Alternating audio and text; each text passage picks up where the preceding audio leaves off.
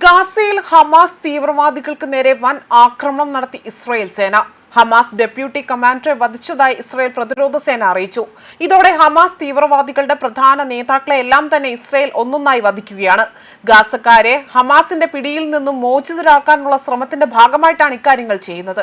എന്നാൽ ഇസ്രായേലിന്റെ സഹായം മറ്റൊരു തരത്തിലേക്ക് അല്ലെങ്കിൽ മറ്റൊരർത്ഥത്തിലേക്ക് വ്യാഖ്യാനിച്ചുകൊണ്ട് ജനങ്ങളെ അവർക്കെതിരെ യുദ്ധം ചെയ്യാനുള്ള പ്രേരണയാണ് ഹമാസ് നൽകുന്നത്. എന്നാൽ അതിന്റെ തൽബലമായി തന്നെ ഓരോ ഹമാസ് തീവ്രവാദികളും ഇസ്രായേലിന്റെ കൈകൊണ്ട് മരിച്ചു വീഴുന്ന കാഴ്ചയാണ് കാണുന്നത്. ഗാസ മുനമ്പിൽ നടത്തിയ ആക്രമണത്തിലൂടെ ഹമാസ് ഡെപ്യൂട്ടി കമാൻഡറെ വധിച്ചതായാണ് ഇസ്രായേൽ പ്രതിരോധ സേന അറിയിച്ചിരിക്കുന്നതും. ഹമാസിന്റെ അൽ ഫറൂഖാൻ ബറ്റാലിയന്റെ ഡെപ്യൂട്ടി കമാൻഡർ ആയിരുന്ന സലാഖ അൽ-ദിൻ സാറയാണ് വധിച്ചത്. ഗാസയിൽ ഇസ്രായേലിലെ സാധാരണക്കാർക്കൊപ്പം തന്നെ IDF സൈനികർക്കുമെതിരെ നിരവധി ഭീകരാക്രമണങ്ങൾ അഴിച്ചുവിടുന്നതിൽ പ്രധാനിയായിരുന്നു സലാഖ് അൽ-ദിൻ സാറ എന്നതാണ് IDF വ്യക്തമാക്കുന്നത്. 2025 ജൂലൈ 24 സാറ കൊല്ലപ്പെട്ടത്.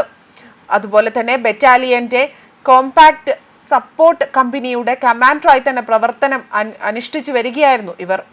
അതേസമയം ഹമാസ് നിരായുധരാകണമെന്നും ആയുധം താഴെ വെച്ചുകൊണ്ട് മാത്രമേ ഗാസയിലെ ജനങ്ങൾക്ക് സമാധാനത്തോടെ അവിടെ കഴിയാൻ സാധിക്കുകയുള്ളൂ എന്നും വ്യക്തമാക്കിയിരുന്നു. ഗാസയിലെ ജനങ്ങളെ സംരക്ഷിക്കുക എന്ന ചുമതലയിൽ ഇസ്രായേൽ സേന നീങ്ങുമ്പോൾ തന്നെ ഹമാസ് തീവ്രവാദികളാകട്ടെ അവർ തന്നെ സ്വന്തം ജനതയെ കുരുതി കൊടുക്കുകയാണ് ചെയ്യുന്നത്. യുദ്ധം നിർത്താൻ ആവശ്യം പല കോണുകളിൽ നിന്നും ഉയർന്നു കഴിഞ്ഞെങ്കിൽ പോലും ഹമാസ് ഇപ്പോഴും ഉറച്ച നിലപാട് തന്നെയാണ് സ്വീകരിക്കുന്നത്.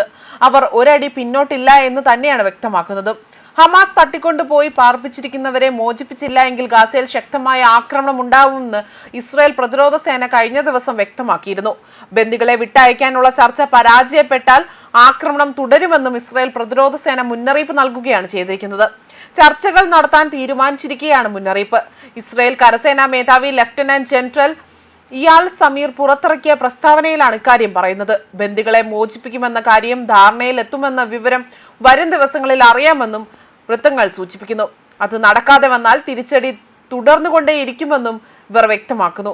2023 ഒക്ടോബർ 7 നടന്ന ആക്രമണത്തിൽ തട്ടിക്കൊണ്ടുപോയവരിൽ 49 പേരെ ഇപ്പോഴും ഹമാസ് ബന്ദികളാക്കി വെച്ചിരിക്കുകയാണ്.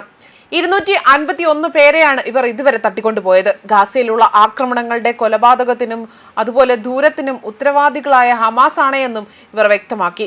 ബന്ദികളെ മോചിപ്പിക്കുന്നതിന് അമേരിക്ക, ഈജിപ്ത്, ഖത്തർ എന്നീ രാജ്യങ്ങളുടെ മധ്യസ്ഥതയിൽ കഴിഞ്ഞ ദിവസം നടന്ന ചർച്ചകൾ പരാജയപ്പെടുകയായിരുന്നു. ഇതിന് പിന്നാലെയാണ് വീണ്ടും ഇപ്പോൾ ചർച്ചയ്ക്കൊരുങ്ങുന്നത്.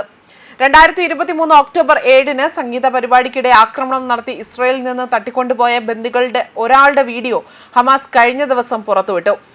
6 മിനിറ്റ് ദൈർഘ്യമുള്ള വീഡിയോയിൽ ഇസ്രായേൽ ജർമ്മൻ പൗരത്വമുള്ള റോം അതുപോലെ തന്നെ ഹിബ്രുവിൽ സംസാരിക്കുകയും തന്റെ മോചനം ഉറപ്പാക്കാൻ സഹായിക്കണമെന്ന് സർക്കാരിനോട് അഭ്യർത്ഥിക്കുകയും ചെയ്യുന്ന ഒരു വ്യക്തിയുടെ വീഡിയോ ആണ് പുറത്തു വന്നിരിക്കുന്നത്.